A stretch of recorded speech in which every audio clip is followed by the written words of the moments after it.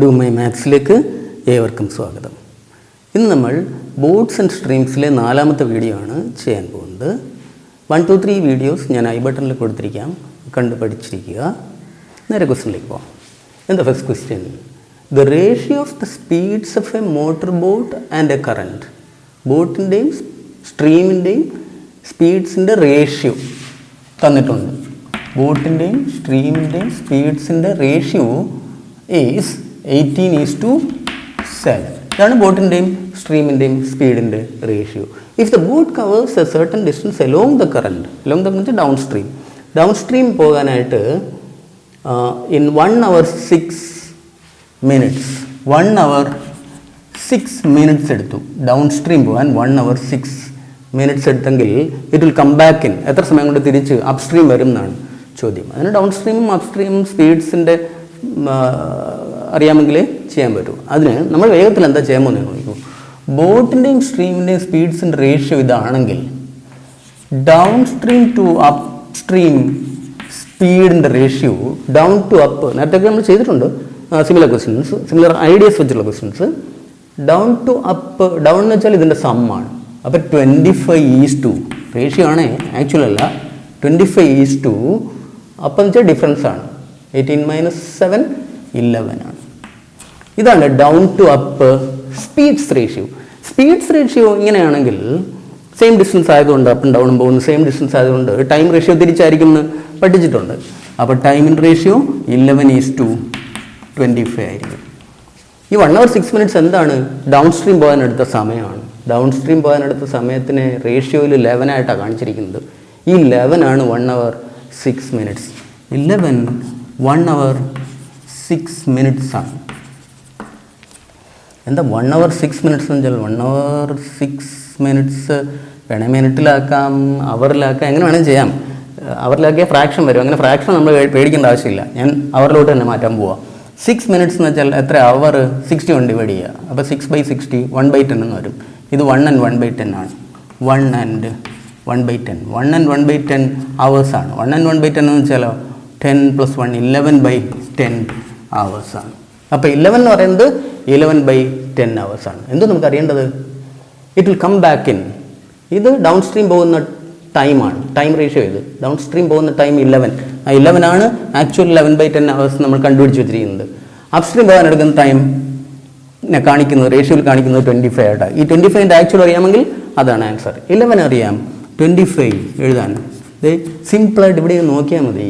11 എന്ന് പറയുന്നത് 11/10 ആണെങ്കിൽ, ഞാൻ പറയുന്നതിൽ ശ്രദ്ധിക്കണം, വേറെ കാൽക്കുലേഷൻ ഒന്നും വേണ്ട അവിടെ. 11 എന്ന് പറയുന്നത് 11/10 ആണെങ്കിൽ 25 എന്ന് പറയുന്നത് 25/10 ആയിരിക്കും. വേറെ ഒന്നും ചെയ്യേണ്ട ആവശ്യമില്ല. നിങ്ങൾ എഴുതി ചെയ്ത് നോക്കിയാൽ മതി, ഞാൻ ചെയ്യത്തില്ല. 25/10 hours ആയിരിക്കും. 25/10 എന്ന് വെച്ചാൽ 2.5 hours ആണ്. 2.5 hours എന്ന് വെച്ചാൽ 2.5 മണിക്കൂർ, 2 hours 30 minutes. Answer 2 hours 30 minutes. ഇത്രയേ ഉള്ളൂ. ഇങ്ങനെ ചെയ്യണം. അല്ല നമ്മൾ കുത്തി ഇരുന്ന് എല്ലാം കണക്ക് അരിച്ചു കുണിച്ചൊന്നും ചെയ്യേണ്ട ആവശ്യമില്ല. അങ്ങനെയൊക്കെ ചെയ്താൽ ടെസ്റ്റിന് ക്വസ്റ്റ്യൻസ് ഒന്നും ചെയ്യാൻ പറ്റത്തില്ല. സ്പീഡ് ആണ്, എന്നാലേ പറ്റൂ.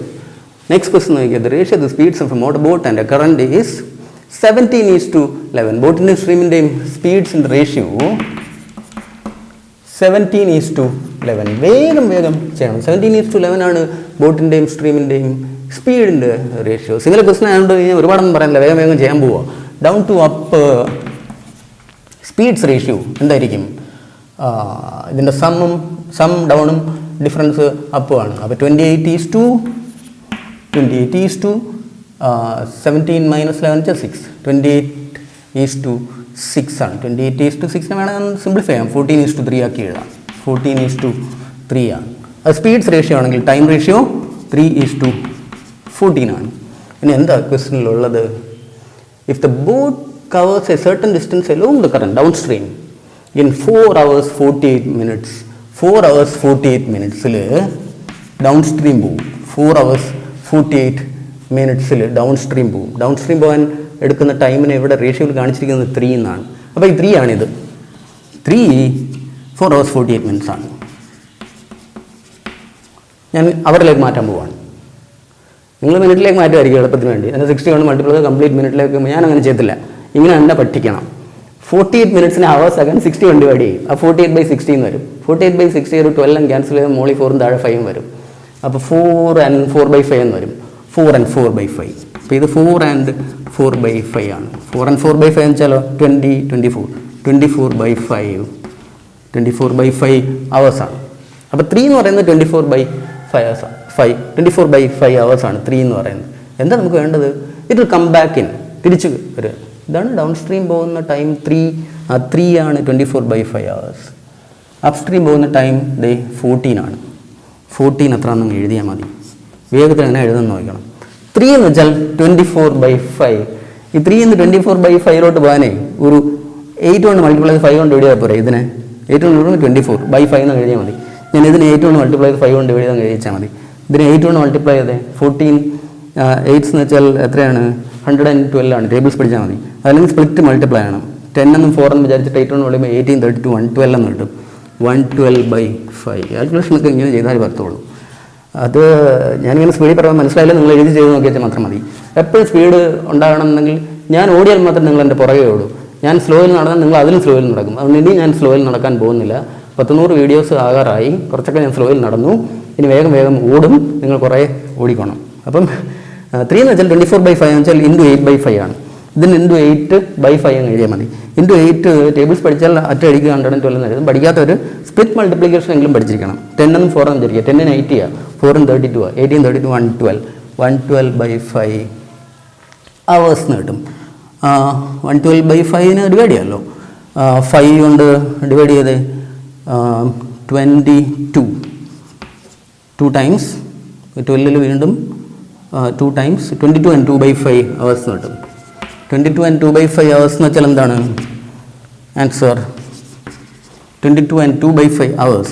22 hours 2/5 ഹവേഴ്സിനെ മിനിറ്റ് ആക്കാൻ into 60. 2/5 into 60. 5 60 12, 12 into 2 24 minutes. 22 hours 24 minutes. ഇങ്ങനെ ചെയ്ത് പഠിക്കണം. 22 hours 24 minutes. നെക്സ്റ്റ് ക്വസ്റ്റ്യൻ നോക്കാം. A man rows downstream a certain distance and returns upstream to his starting point. ആദ്യം ഡൗൺസ്ട്രീം പോയി ഒരു പ്രത്യേക ദൂരം ആൻഡ് റിട്ടേൺസ് അപ്സ്ട്രീം, തിരിച്ച് അപ്സ്ട്രീം വന്നു ടു സ്റ്റാർട്ടിംഗ് പോയിന്റിലേക്ക് വന്നു ഇൻ 7 hours. ഡൗൺസ്ട്രീം പോയി അതേ ദൂരം തിരിച്ചു വരാൻ 7 hours എടുത്തു. അതോടെ നിൽക്കട്ടെ. 7 hours എടുത്തു total. If the speed of the boat in still water and at the stream are 14 km/h and 2 km/h respectively. ബോട്ടിൻ്റെയും സ്ട്രീമിൻ്റെയും സ്പീഡ്സ്, ബോട്ടിൻ്റേത് 14 km/h സ്ട്രീമിൻ്റേത് 2 km/h ആണെന്ന് തന്നിട്ടുണ്ട്. എന്താ ഈ 7 hours? ഡൗൺ സ്ട്രീം പോയി തിരിച്ചു വരാനെടുത്ത ടൈമാണ് 7 hours. അപ്പോൾ downstream to upstream ടൈമിലേക്ക് പോയാൽ മാത്രമേ നമുക്ക് എന്തെങ്കിലും ചെയ്യാൻ പറ്റൂ. ഇങ്ങനെ എന്ത് വേണമെന്നൊക്കെ നല്ല ഡീപ്പ് ബേസ് ഉണ്ടെങ്കിൽ മാത്രമേ അതിലേക്ക് മാറി ചെയ്യാൻ പറ്റും. ചുമ്മാ ക്വസ്റ്റ്യൻസ് ഇങ്ങനെ മെക്കാനിക്കലി കാണാൻ പഠിച്ച് അങ്ങനെ വരുമ്പോൾ ഇങ്ങനെ വരുമ്പോൾ അങ്ങനെ ഒന്നും പഠിച്ചു വെക്കാൻ പാടില്ല. ശരിക്കും ടോപ്പിക് പഠിക്കണം. അപ്പോഴാണ് ഇങ്ങനെ മെത്തേഡ്സ് ഇങ്ങനെ വരിക. അപ്പോൾ നോക്കിയാൽ മൊത്തം 7 hours എടുത്തു പോയി തിരിച്ചു വരാൻ. അപ്പോൾ നമ്മൾ ടൈമിലേക്ക് മാറിയാലേ പറ്റൂ. എങ്ങനെ ടൈമിലേക്ക്? ഡൗണും അപ്പും ടൈമിലേക്ക് മാറിയാലേ പറ്റൂ. ബോട്ട് ഇതാണ്, സ്ട്രീം ഇതാണ്. അപ്പോൾ ഡൗൺ ടു അപ്പ് സ്പീഡ് എങ്ങനെ ഇരിക്കും? ഇത് ആക്ച്വൽ സ്പീഡ്സ് ആയതുകൊണ്ട് തീർച്ചയായിട്ടും ഡൗൺ സ്ട്രീം സ്പീഡ് ഇതിൻ്റെ സമ്മും അപ്പ് സ്ട്രീം സ്പീഡ് ഇതിൻ്റെ ഡിഫറൻസ് ആണെന്ന് നമുക്കറിയാം. ഇതിൻ്റെ സം എത്ര? 16 ആണ് down stream speed. Up stream speed difference 12 ആണ്. അപ്പോൾ ഇത് ആക്ച്വൽ സ്പീഡ്സ് ആണ്. അപ്പോൾ നമ്മൾ റേഷ്യോ പറഞ്ഞാൽ ഒരു 4 അങ്ങ് കളയാം. അപ്പോൾ 4:2 ഇത് ആക്ച്വൽ സ്പീഡ്സ് ആണ്.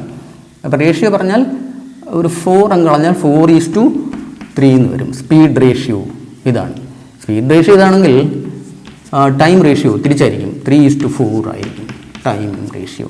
ഈ ടോട്ടൽ ടൈം, ഇത് ഡൗൺ സ്ട്രീം പോകാനെടുത്ത ടൈം, ഇത് അപ്പ് സ്ട്രീം പോകാനെടുത്ത ടൈം, പോയി തിരിച്ചു വരാനെടുത്ത ടോട്ടൽ ടൈമാണ് 7 hours എന്ന് വെച്ചാൽ ഇതിൻ്റെ ടോട്ടലാണ് 7 hours എന്നല്ലേ? ഇതെത്ര? 7 ആണ് 7 hours. 7 hours ആണെങ്കിൽ 7 hours ആണെങ്കിൽ 3 hours ആയിരിക്കും. എന്ന് ചോദ്യമില്ലല്ലോ. 3 hours ആയിരിക്കും. അപ്പോൾ ഇവിടെ കാണുന്ന 3 എന്ന് വെച്ചാൽ ആക്ച്വൽ 3 hours തന്നെയാണ്. എന്താ നമുക്ക് അറിയേണ്ടത്? ദ ഡിസ്റ്റൻസ് ഈ ട്രാവൽ ഡൗൺ സ്ട്രീം പോയ സ്പീഡ് ഏതാ? 16 ആണ്. ടൈം ഇപ്പോൾ കിട്ടി. 3 എന്ന് വെച്ചാൽ 3 hours തന്നെയാണ്. ഇത് സ്പീഡും ഇത് ടൈമും. Answer distance speed into time 16 into 3. ഈ 3 തന്നെയാണ്. ഇത് actual സ്പീഡാണ്. 16 into 3 48. Answer 48. 48 kilometers. Next question നോക്കിക്കേ. A man rows downstream a certain distance and returns upstream to a starting point in 32 hours. മൊത്തം 32 hours എടുത്തു പോയി തിരിച്ചു വരാൻ. If the speed of the boat in still water and that the stream are 8 km per hour and 1 km per hour. ബോട്ടിൻ്റേത് speed 8ഉം സ്ട്രീമിൻ്റെ speed 1ഉമാണ്. ഇനി ഡയറക്റ്റ് അങ്ങ് ചെയ്യാൻ പോവുകയാണ്. ടോട്ടൽ ടൈമാണ്. ടോട്ടൽ ടൈമാണ് ടൈമിലേക്ക് മാറണം. അപ്പം സ്പീഡിൽ നിന്ന് ടൈമിലേക്ക് മാറാൻ ഇവിടെ കണ്ട പോലെ ചെയ്ത് വെച്ചാൽ മതി. ഡൗൺ ടു അപ്പ് സ്പീഡ് എങ്ങനെ കിട്ടും? സം ഡൗണും ഡിഫറൻസ് അപ്പുമാണ്. അപ്പോൾ സം 9 ഡിഫറൻസ് 7. ഇത് ആക്ച്വൽ സ്പീഡ്സാണ്. സിംപ്ലിഫൈ ഒന്നും ഇല്ല. അപ്പോൾ 9:7 തന്നെയാണ് റേഷ്യോ 9:7 തന്നെയാണ്. സ്പീഡിൻ്റെ റേഷ്യോ 9:7 ആണെങ്കിൽ ടൈമിൻ്റെ റേഷ്യോ 7:9 ആണ്. ഈ ടോട്ടൽ ഇത് ഡൗൺ പോകാനെടുത്ത ടൈമിനെ കാണിക്കുന്നതും ഇത് അപ്പ് പോകാനെടുത്ത ടൈമിനെ കാണിക്കുന്നതുമാണ്. ഈ ടോട്ടൽ 16 ആണ് 32 hours എന്ന് പറയുന്നത്. ഈ ടോട്ടൽ 16 റേഷ്യോയിൽ 16 ആണ് 32 hours. 32 hours ആണെങ്കിൽ ഒരെണ്ണം 2 hours ആയിരിക്കും. 16 32 ഡബിൾ അല്ലേ? 16 32 hours ആണെങ്കിൽ ഒരെണ്ണം 2 hours ആയിരിക്കും. ഒരെണ്ണം 2 hours ആണെങ്കിൽ ഇത് 14 hours ആണ്. അപ്പോൾ 7 എന്ന് പറയുന്നത് 14 hours ആണ്. എന്താ നമുക്ക് വേണ്ടത്? ദ ഡിസ്റ്റൻസ് ഈ ട്രാവൽ ഡൗൺ സ്ട്രീം. അപ്പോൾ ഡൗൺ സ്ട്രീം പോകാൻ എടുത്ത ടൈം 7 ആണ്. റേഷ്യോയിൽ 7 ആണ്. റേഷ്യോയിൽ 7 14 hours ആണ്. അപ്പോൾ ഇത് ആക്ച്വൽ 14 hours ആണ്. ഡൗൺ സ്ട്രീം പോകാൻ എടുത്ത സ്പീഡ് 9 ആണ്. സ്പീഡും ഉണ്ട് ടൈമും ഉണ്ട്. Distance speed into time 9 × 14. Answer 9 × 14. 14ൻ്റെ ടേബിൾസ് അറിയാവുന്നവർ അപ്പോൾ എഴുതും 126. ആൻസർ 126. അല്ലാത്തവർ സ്പ്ലിറ്റ് മൾട്ടിപ്ലിക്കേഷൻ 10 + 4 എന്ന് വിചാരിക്കും. 10ന് 90 ആണ്. 90 മനസ്സിൽ കിട്ടും. 4ന് 36. 90 + 36 126. ഏതെങ്കിലും വഴി പഠിച്ചിരിക്കാൻ ടേബിൾസ് കാണാൻ പഠിച്ചേ പറ്റൂ. 126 kilometers. നെക്സ്റ്റ് ക്വസ്റ്റ്യൻ നോക്കാം. 2 boats A and B start towards each other from 2 places 112 kilometers apart. 112 kilometers ദൂരത്ത് നിന്ന് ഇവർ എതിരെ സ്റ്റാർട്ട് ടുവേഴ്സ് ഈച്ച് അതർ അങ്ങോട്ടും ഇങ്ങോട്ടും മൂവ് ചെയ്തു. The speeds in still water are 11 km per hour and 17 km per hour respectively. If A moves downstream, A downstream ആണ് പോകുന്നത് and B upstream. അപ്പോൾ നമുക്കൊന്ന് വരച്ചു നോക്കാം. ഇതാണ് ഈ ഡിസ്റ്റൻസ് വിചാരിക്കുക. 112 kilometer apart എന്ന് പറയുന്നത്. A moves downstream, ഇതാണ് A ഇങ്ങോട്ട് പോയി, ആൻഡ് B moves upstream അങ്ങോട്ടും പോയി. മാത്രമല്ല the speeds in still water, എയുടെ സ്പീഡ് 11 ആണ്. എയുടെ സ്പീഡ് 11 ആണ്, 11 km per hour. ബിയുടെ സ്പീഡ് 17 km per hour ആണ്. പക്ഷേ ഇത് ഡൗൺ സ്ട്രീം, ഇത് അപ് സ്ട്രീമാണ് പോകുന്നത്. അപ്പോൾ സ്ട്രീമിൻ്റെ സ്പീഡും കൂടെ അവിടെ വരും. സ്ട്രീമിൻ്റെ സ്പീഡ് തന്നിട്ടില്ല. സ്ട്രീമിൻ്റെ സ്പീഡ് എസ് ആണെന്ന് വിചാരിച്ചോളൂ. സ്ട്രീമിൻ്റെ സ്പീഡ് എസ് ആണെങ്കിൽ ഇത് ഡൗൺ സ്ട്രീം പോകുമ്പോൾ സ്പീഡ് 11 + s ആവില്ലേ? ഇത് അപ് സ്ട്രീം പോകുമ്പോൾ സ്പീഡ് 17 - s ആകും. അപ്പോൾ അത് 11 + s km per hour വെച്ച് ഇങ്ങോട്ട് വന്നുകൊണ്ടിരിക്കുന്നു. ഇത് 17 - s km per hour വെച്ച് അങ്ങോട്ടും പോയിക്കൊണ്ടിരിക്കുന്നു. നമുക്ക് എന്താ അറിയേണ്ടത്? They will meet after. ഇവരെപ്പോൾ മീറ്റ് ചെയ്യുമെന്ന് ചോദിച്ചാൽ ഈ ഡിസ്റ്റൻസ് 112 ഇല്ലാതാകണ്ടേ, അപ്പോഴേ മീറ്റ് ചെയ്യും. 112 ഇല്ലാതാണെങ്കിൽ ഇത് രണ്ടും കൂടെ 112 കവർ ചെയ്യണം. അതെങ്ങനെ നോക്കുക? ഇത് 1 മണിക്കൂറിൽ 11 + s ഇങ്ങോട്ട് വരും. ഇത് 1 മണിക്കൂറിൽ 17 - s അങ്ങോട്ട് പോകും. അപ്പോൾ നോക്കിയേ, 11 + s ഇത് ഇങ്ങോട്ട് വരും, ഇത് 17 - s അങ്ങോട്ടും പോയാൽ എന്ത് സംഭവിക്കും? അത്രയും ഡിസ്റ്റൻസ് അങ്ങ് കുറയും. ഇത്രയും ഡിസ്റ്റൻസ് ഇങ്ങോട്ടും ഇത്രയും ഡിസ്റ്റൻസ് അങ്ങോട്ടും 112 നിന്ന് കുറയും. അതെത്ര? ആ രണ്ട് ഡിസ്റ്റൻസും കൂടെ പ്ലസസും മൈനസും കെട്ടിപ്പോയിട്ട് 28 ആവും. അപ്പോൾ 28 കുറഞ്ഞ് കിട്ടും 1 മണിക്കൂറിൽ. 1 മണിക്കൂറിൽ ഇത് രണ്ടും കൂടെ 28 കവർ ചെയ്തു എന്നാണ് അർത്ഥം. ഈ 112 കവർ ചെയ്യുമ്പം മീറ്റ് ചെയ്ത് കഴിഞ്ഞു. 1 മണിക്കൂറിൽ 28 കവർ ചെയ്യുമെങ്കിൽ 112 കവർ ചെയ്യാൻ 112/28. 1 മണിക്കൂറിൽ 28 കുറഞ്ഞു കിട്ടും. 112 കുറഞ്ഞു കിട്ടാന്ന് വെച്ചാൽ കവർ ചെയ്യാൻ, രണ്ടും കൂടെ കവർ ചെയ്യാൻ 112/28 ഈക്വൽസ് ഇതിൻ്റെ 4 ടൈംസ് ആണിത്. ആൻസർ 4 അല്ലേ? 56 112. Yes, 4 hours. ഇതെല്ലാവരും കാണാൻ പഠിച്ച് വെച്ചിട്ടുണ്ടാവും. ഓപ്പോസിറ്റ് ഡയറക്ഷനിൽ സം ഓഫ് ദി സ്പീഡ്സ് ആണ് റിലേറ്റീവ് സ്പീഡ്സ്. അതിൻ്റെ കാരണം ഇതാണ്. ഇത് ഇങ്ങോട്ടൊരു ഡിസ്റ്റൻസ് കവർ ചെയ്യുമ്പോൾ ഇത് ഇങ്ങോട്ടൊരു ഡിസ്റ്റൻസ് കവർ ചെയ്യും അവറിൽ. അപ്പോൾ അതുകൊണ്ടാണ് ഇതിൻ്റെ സം വരുന്നത്. അതാണ് അതിൻ്റെ കാരണം. ചുമ്മാ നമ്മൾ ഒന്നും കാണാൻ പഠിക്കാൻ പാടില്ല. റിലേറ്റീവ് സ്പീഡ് എന്തുകൊണ്ട് സമ്മായി?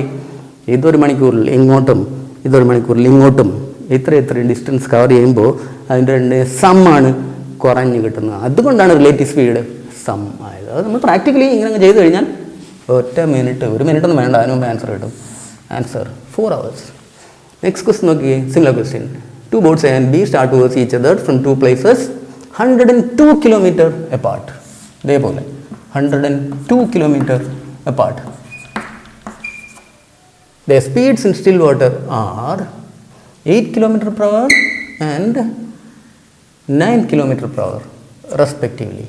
If A moves downstream and B upstream, ഇത് ഡൗൺസ്ട്രീം പോകുമ്പോൾ സ്ട്രീമിൻ്റെ സ്പീഡ് എസ് ആണെങ്കിൽ 8+s ആവും ഇതിൻ്റെ സ്പീഡ് ഇങ്ങോട്ട്. ഇത് അപ്സ്ട്രീം പോകുന്നതുകൊണ്ട് സ്ട്രീമിൻ്റെ സ്പീഡ് എസ് ആണെങ്കിൽ അതിൻ്റെ സ്പീഡ് 9 - s ആവും.